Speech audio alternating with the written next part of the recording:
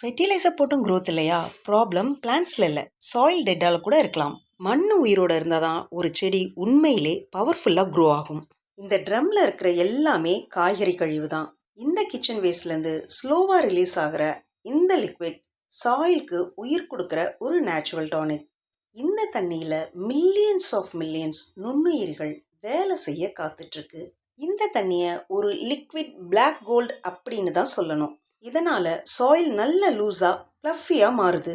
செடிகளின் வேர்களோட செயல்பாடுகள் அதிகரிக்குது. இதனால மண் நியூட்ரியன்ஸை ரீடைன் பண்ணி ஸ்லோலி பிளான்ட்ஸ்க்கு கொடுக்கும். வெயில் எவ்வளோ ஸ்ட்ராங்கா இருந்தாலும் உயிருள்ள சாயில் பிளான்ட்ஸை காப்பாற்றும். ஆர்கானிக் மேட்டர் இருக்கிற இந்த மாதிரியான மண் ஒரு லிவிங் ஈகோசிஸ்டம்னு சொன்னா அது மிகையல்ல.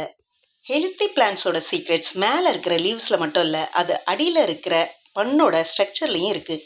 இது போன்ற இன்ட்ரெஸ்டிங் கார்டனிங் டிப்ஸ்க்கு என்னோட பேஜை மறக்காமல் ஃபாலோ பண்ணுங்கள்.